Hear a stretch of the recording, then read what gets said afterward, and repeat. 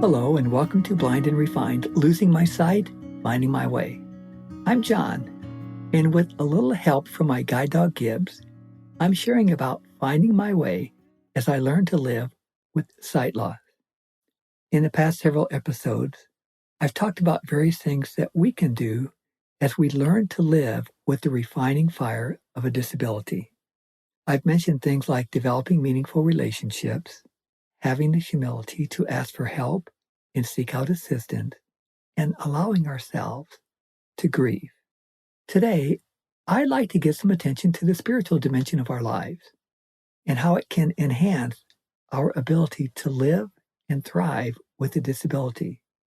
And to help me, I'd like to look at nature again for some insights. I'm going to talk about artesian wells. Many years ago, I remember being intrigued by water fountains when I was vacationing with my wife in the mountains of Romania. We were out on the mountain trails, we'd get thirsty, we'd come up to one of these fountains, and when we opened the tap, the water just came gushing out. I wondered, how does that work?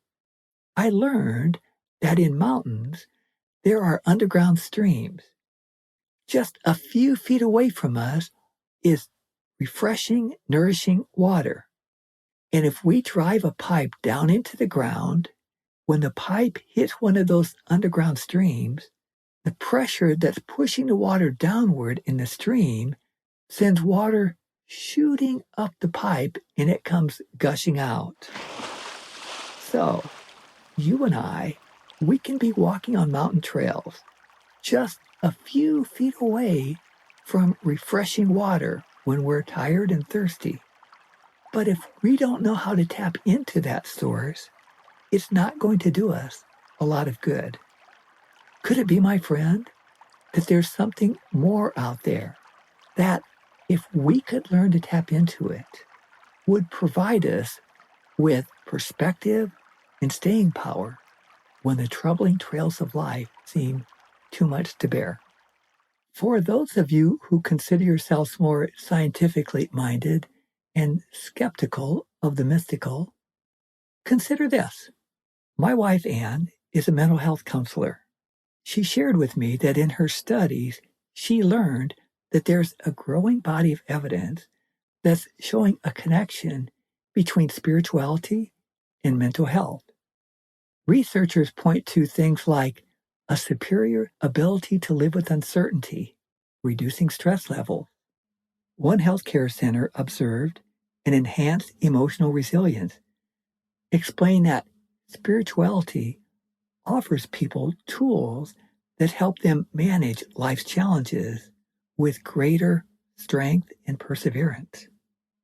It seems that some voices in the scientific world are saying, maybe there's more out there than meets the eye.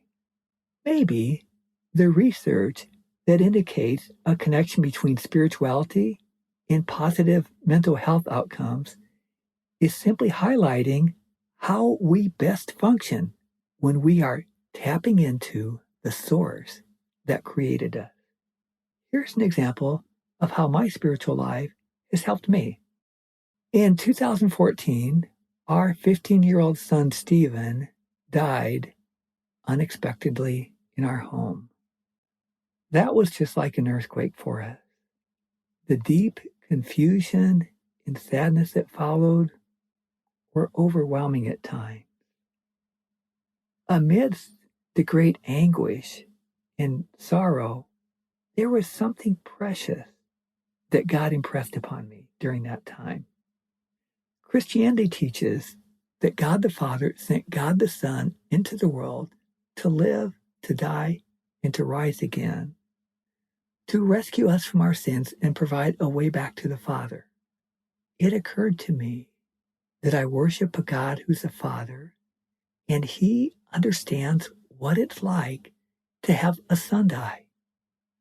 I lost a son. I would never choose that. What astonished me was realizing that God the Father, He did not lose His Son. He gave His Son.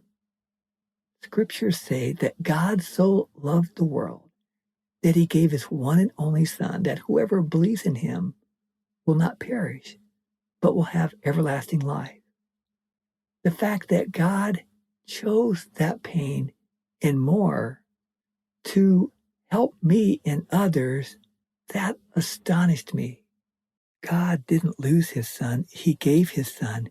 He sent his Son into this world to be mistreated and executed, to provide a way for us back to him.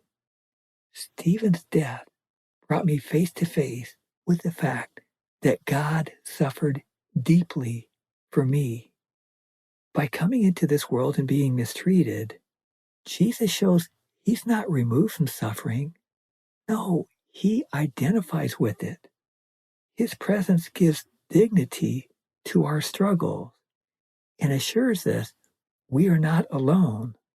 More than that, his teachings also reframe suffering, not as something random or meaningless, but as part of living in a world deeply impacted by sin, injustice, and human frailty. Put simply, for me, there's tremendous comfort in knowing that my Creator identifies with my suffering, and his teachings provide a helpful framework in thinking about the challenges that I face in this world. Living on this planet, with all its challenges and setbacks, can take us to our limit. Sometimes beyond that, life can feel like a wilderness. I started this episode talking about walking on mountain trails, getting thirsty, and finding something that satisfies us. Listen to these words of Jesus. Come to me, all you who are weary and heavy laden, and I will give you rest. Take my yoke upon you and learn from me, for I am gentle and humble in heart, and you will find rest for your souls. Jesus asserts that he will give rest to those who come to him, to those who seek to learn from him. So I encourage you, take a look at his teachings. Find somebody that follows him and talk to them. You may be surprised. I have one more episode to go in this first season of Blind and Refined. In this final episode, I'll talk about putting our pain to work. If you have suggestions, questions, or feedback for me or for Gibbs, please pass them on. Those will help us as we consider where to go from here. I'm still finding my way. This has been John, along with Gibbs, and you've been listening to Blind and Refined.